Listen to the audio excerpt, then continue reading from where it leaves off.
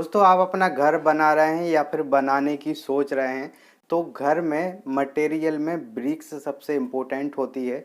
अगर आपके पास जो है ब्रिक्स आप सही से उपयोग नहीं करेंगे, आपकी ब्रिक्स कमज़ोर होगी या फिर वो ख़राब होगी, तो आपको आगे जाके बहुत सारी प्रॉब्लम फेस करनी पड़ सकती हैं। जैसे कि दीवार में क्रैक्स आना, घर में सीलन का आ जाना, ये सारी चीज़ें आपको बाद में फेस करनी पड़ सकती हैं। इसलिए अगर आप घर में अच्छी ब्रिक्स यूज नहीं करेंगे, यानी कि अच्छी ईंटें यूज नहीं करेंगे, तो आपको बहुत ज़्यादा नुकसान आगे जाके हो सकता है। हमने आपको पिछले वीडियो में बताया था कि आप बालू को यानी कि सैंड को कैसे टेस्ट कर सकते हैं, साइड पर कैसे टेस्ट कर सकते हैं।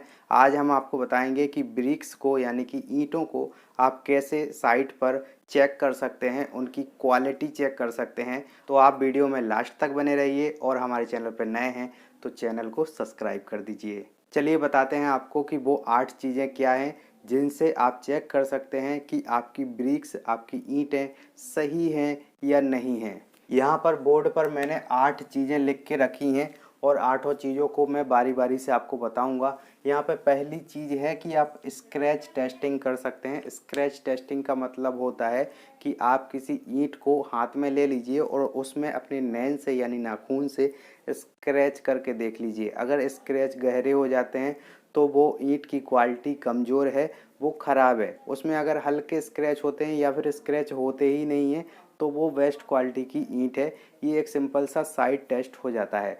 दूसरा यहाँ पे टेस्ट जो होता है वो साउंड टेस्टिंग का होता है। साउंड टेस्टिंग में आपको क्या करना होता है, 2 ब्रिक्स ले लीजिए, एक के साथ में एक के साथ में, और हल्के से दोनों को टकरा के देख लीजिए, बजा के देख लीजिए। अगर उसमें एक मेटेलिक साउंड आता है यानी कि धातु को टकराने पे जैसा साउंड आता है, वैसा साउंड आता है, तो वो ईंट अच्छी पकी हुई हैं, उनकी क्वालिटी अच्छी है। ठीक है, तो ये भी एक साइड टेस्ट हो जाता है। और अगर अच्छा साउंड नहीं आता है, मेटेलिक साउंड नहीं आता है, तो वो ईंट की क्वालिटी कमज़ोर है। ठीक है, तो यहाँ पे तीसरे टेस्ट की हम बात करें तो ये ड्रॉपिंग टेस्ट हो जाता है। यानी आप एक ईंट को ले लीजिए और अपनी इस कमर के हाइट से गिरा दीजिए। ठीक है, कमर की हाइट से गिराने पर अगर वो ईंट टूट जाती है तो वो ईंट की क्वालिटी अच्छी नहीं है। अगर नहीं टूटती है तो वो ईंट की क्वालिटी अच्छी है। आप 2-3 बार गिरा के देख सकते हैं, रैंडम 2-3 ईंटों को उठा के गिरा के देख लीजिए। चौथा टेस्ट जो कि बहुत इम्पोर्टेंट है, रेगुलर साइज या फिर डायमेंशन टोलरेंस इसको बोलते हैं। इसमें क्या करना होता है कि आप 20 ईंटों को ले लीजिए, ईंटों के ढेर में से 20 ईंटें उठा लीजिए कोई भी, और फिर उनको लाइन से जमा लीजिए।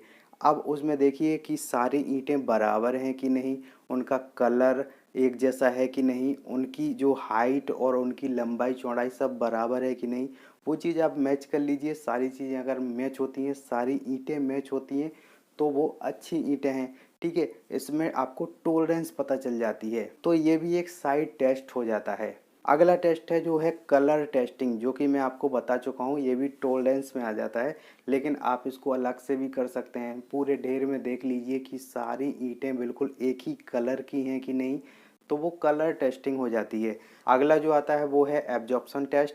इसमें क्या होता है कि आप एक ईंट को या फिर 2-3 ईंटों को 24 घंटे के लिए पानी में डाल दीजिए। ठीक है, अब ये ईंट 24 घंटे के बाद आप निकालेंगे और फिर उसका वेट करेंगे। ईंट को डालने से पहले वेट कर लीजिए और फिर निकालने के बाद वेट कर लीजिए। मान लीजिए पानी में डालने से पहले आपकी ईंट का वजन 1 किलो था। ठीक है, पहले आपको उसका वजन करना है। ठीक है, मान लीजिए 1 किलो वजन था, तो पानी से निकालने के बाद उसका वजन केवल 20% बढ़ना चाहिए। 20% यानी कि 1.2 केजी होना चाहिए, इससे ज़्यादा नहीं होना चाहिए, ना इससे कम होना चाहिए। अगर इससे कम या ज़्यादा होता है तो उस ईंट की क्वालिटी सही नहीं है। थोड़ा सा माइनर डिफरेंस चलता है, उससे कोई फ़र्क नहीं पड़ता है। तो ये चीज़ आपको समझ में आ गई। अगला है क्रशिंग स्ट्रेंथ टेस्ट, ये लैब में होता है।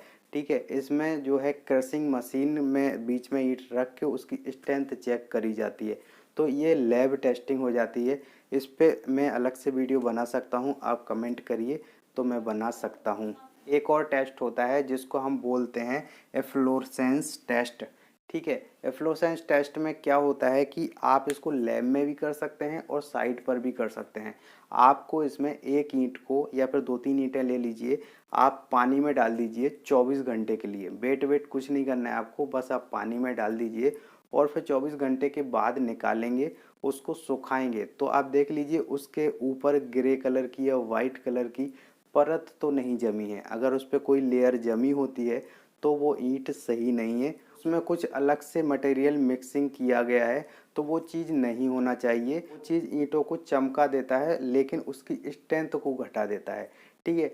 तो उस पर कोई परत नहीं होना चाहिए। ये परत ज़्यादातर ग्रे कलर की और हल्के भूरे रंग की वाइट कलर की होती है। तो ये पूरे 8 टेस्ट थे। आई होप आपको अच्छे से समझ आए होंगे। अगर आपको कोई डाउट है तो आप कमेंट में बता दीजिए, मैं आपका रिप्लाई ज़रूर दूंगा। इंस्टाग्राम पे भी आप मुझे फॉलो कर लीजिए। मिलते हैं अगले वीडियो में, तब तक के लिए जय हिंद।